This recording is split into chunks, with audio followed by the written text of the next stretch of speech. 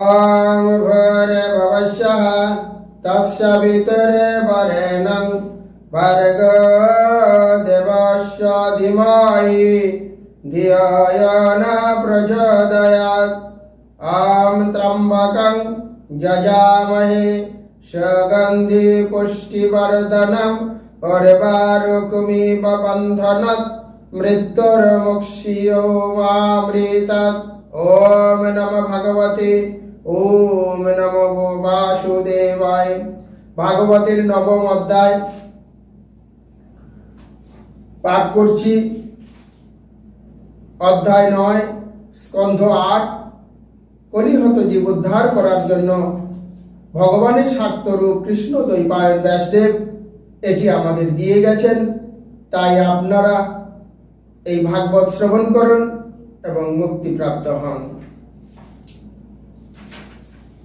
তে হন্নিন্নন্নত্তত ভূসুরা পাত্রং হরন্তস্তত্ত সৌহৃদা ক্ষেপন্ত দস্যু ধর্মন আয়ন্তিং দদৃশ্য স্ত্রিয়ম।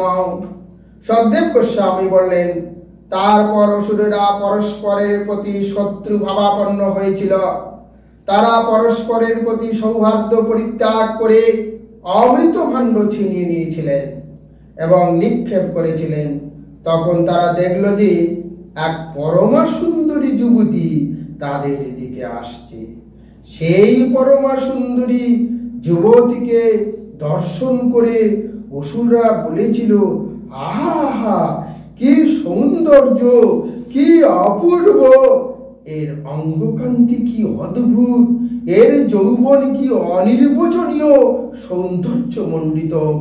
এই কথা বলতে বলতে তারা তাকে উপভোগ করার বাসনায় কামার্ত হয়ে তার প্রতি দ্রুত বেগে ধাবিত হয়েছিল এবং তাকে নানা প্রশ্ন জিজ্ঞাসা করতে শুরু করেছিল।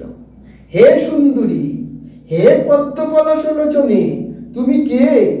তুমি কোথা থেকে এসেছো? কি উদ্দেশ্যে তুমি এখানে এসেছো? তুমি কার?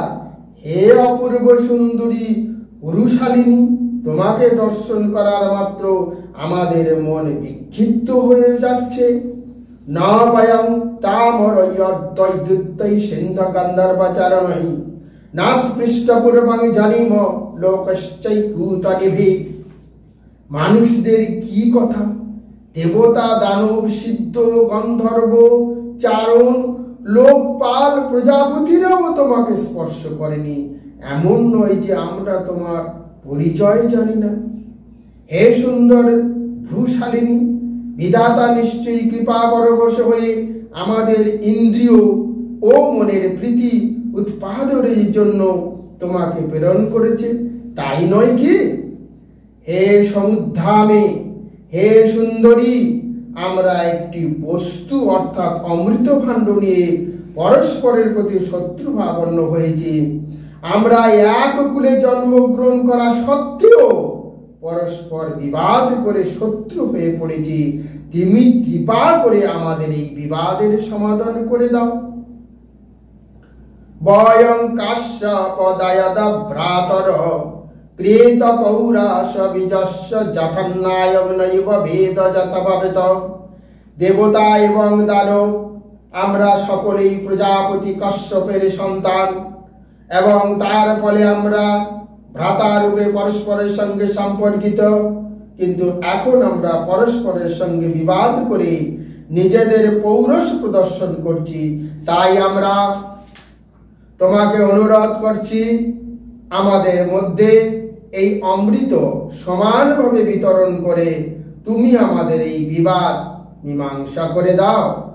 এইভাবে দৈত্যদের দ্বারা অভ্যর্থিত হয়ে মায়ারচিত মোহিনী মূর্তি ধারণকারী ভগবান হাস্য সহকারী মনোহর কটাক্ষে তাদের প্রতি দৃষ্টিপাত করে বলতে লাগলেন, কথং কশ্যপাদায় আদা পুংষ্টাল্লংময়ী সঙ্গতা বিশ্বাসং পণ্ডিত জাতু কামিনীষু না জাতি।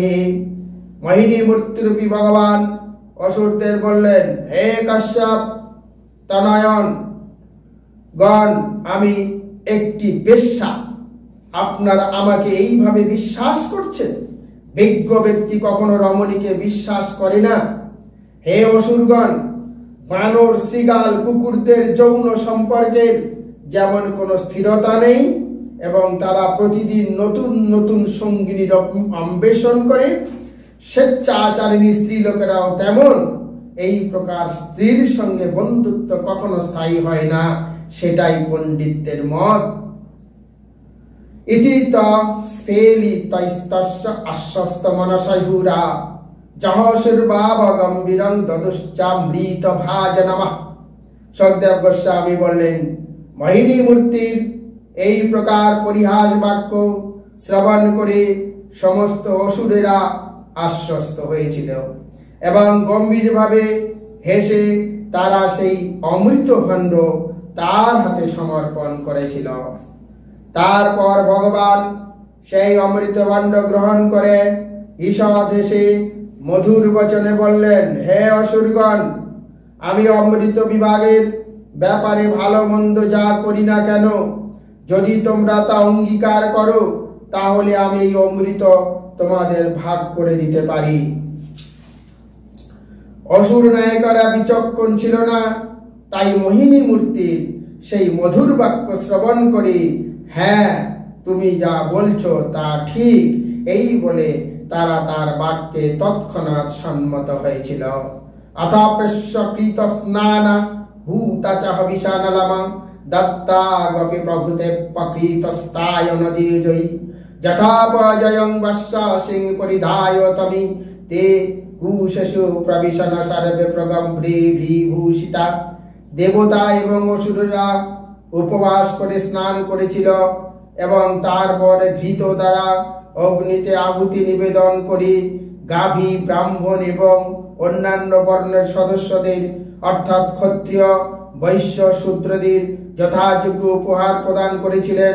তারপর ব্রাহ্মণদের নির্দেশ অনুসারে দেবতা এবং অসুরেরা শুভ কর্ম অনুষ্ঠান করেছিলেন। তারপর তাদের নিজের নিজের রুচি অনুসারে তারা নতুন বস্ত্র পরিধান পূর্বক অলঙ্কারের দ্বারা বিভূষিত হয়ে পূর্বাভিমুখে কুশাসনে অভিবিষ্ট হয়েছিলেন। হে রাজন, ফুলের মালা, দেব আদির দ্বারা সুশোভিত এবং ধূপের সৌরভে আমোদিত সভাগৃহে দেবতা এবং দানবেরা পূর্বমুখী হয়ে উপবেশন করেছিলেন। তখন অত্যন্ত সুন্দর বসনে আবৃত গুরু, নিতম্বের ভারে মন্থর গতি, মদবিহল নয়না, কুম্ভ সদৃশ্য স্তন এবং হাতির সুরের মতো সুডৌল উরু সমন্বিত মোহিনী অমৃত করের হস্তে সেই স্থানে উপস্থিত হয়েছিলেন। তার অত্যন্ত সুন্দর নাক, কপাল, স্বর্ণকুণ্ডল শোভিত কর্ণ, তার মুখমণ্ডলে এক অপূর্ব সৌন্দর্য উদ্ভাসিত করেছিল। তার চলার সময় তার স্তন থেকে শাড়ির প্রান্তভাগ ঈষৎ খসে পড়েছিল। দেবতা এবং দানবেরা তাকে দর্শন করে তার ঈষৎ হাস্যযুক্ত দৃষ্টিপাত সম্পূর্ণরূপে মুগ্ধ হয়েছিল। অসুরানাং সুধাদানাং সর্বনামিব দুর্নয়মং মত্তা জাতি নৃশংসানং নতাং ব্যবজ্যুত। অসুরেরা স্বভাবতী সর্পের মতো ক্রূর। তাদের অমৃত দান করা সর্পকে দুগ্ধ দান করার মতোই অন্যায্য বলে বিবেচনা করে অচ্যুত ভগবান অসুরদের অমৃত ভাগ প্রদান করলেন না। কল্পয়িত পৃথকা পঙ্ক্তির অভয়ং প্রগতপতি তাংশ্চ প্রবেশ মায়স শেষু শেষু চ পঙ্ক্তিষু। মোহিনী মূর্তির জগৎপতি ভগবান দেবতা এবং দানবের স্থিতি অনুসারে তাদের ভিন্ন ভিন্ন পঙ্ক্তিতে উপবেশন করেছিলেন।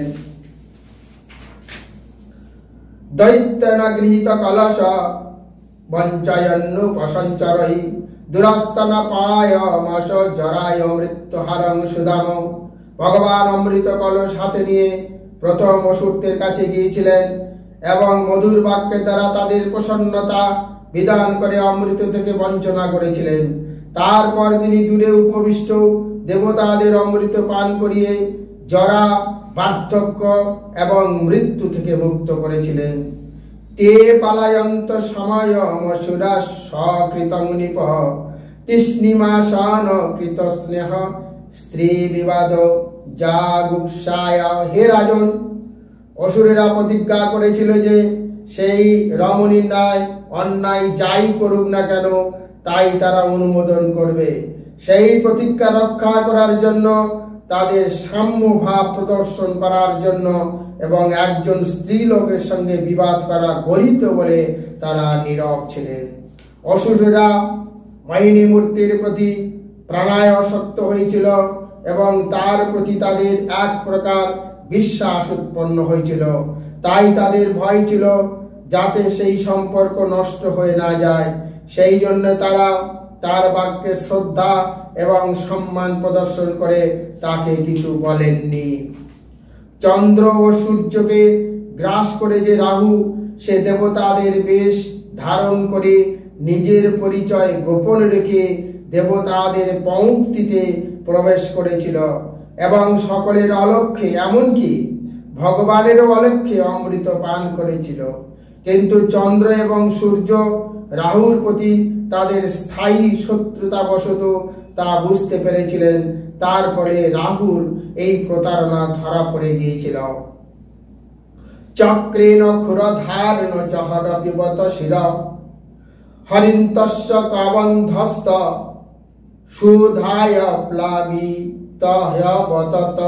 ভগবান শ্রী হরি তার ক্রোধার চক্রের দ্বারা তৎক্ষণাৎ রাহুর মস্তক ছেদন করেছিলেন। রাহুর মস্তক যখন তার দেহ থেকে ছিন্ন হয়েছিল, তখন সে অমৃত গলদ গ্রহণ করতে না পারার ফলে তার দেহে অমৃত স্পর্শ লাভ করতে পারেননি এবং তারপরে তা অমৃত লাভ করেননি। সে রস্তমারতং নিতমজ গ্রহমবিচক্নাপত যস্ত পর্বণি চন্দার কাব ভিদাবতী বিরধি। রাহুর মস্তক অমৃতে স্পর্শ লাভ করার ফলে অমর হয়েছিল।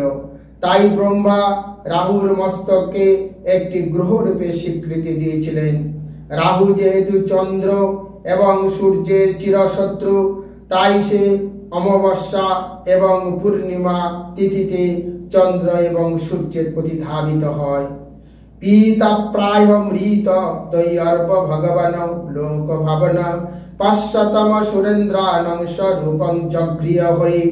দেবতাদের অমৃত পান সমাপ্ত হলে ত্রিভুবনের পরম সুহৃদ এবং শুভাকাঙ্ক্ষী ভগবান অসুর শ্রেষ্ঠদের সমগ্রে তার স্বরূপ প্রকাশ করেছিলেন।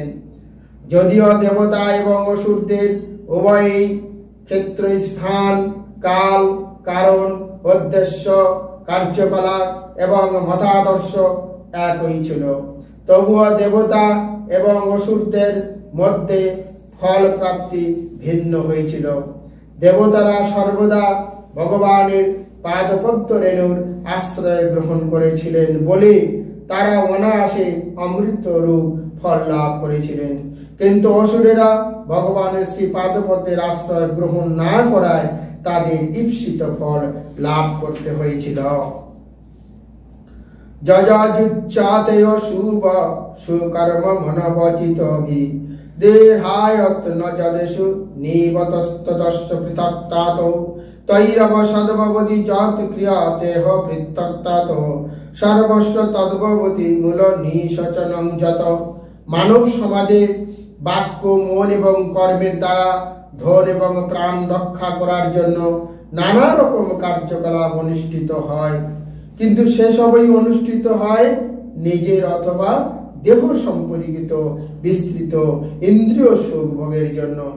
এই সমস্ত কার্যকলাপ ভগবদ ভক্তি থেকে ভিন্ন হওয়ার ফলে ব্যর্থ হয়।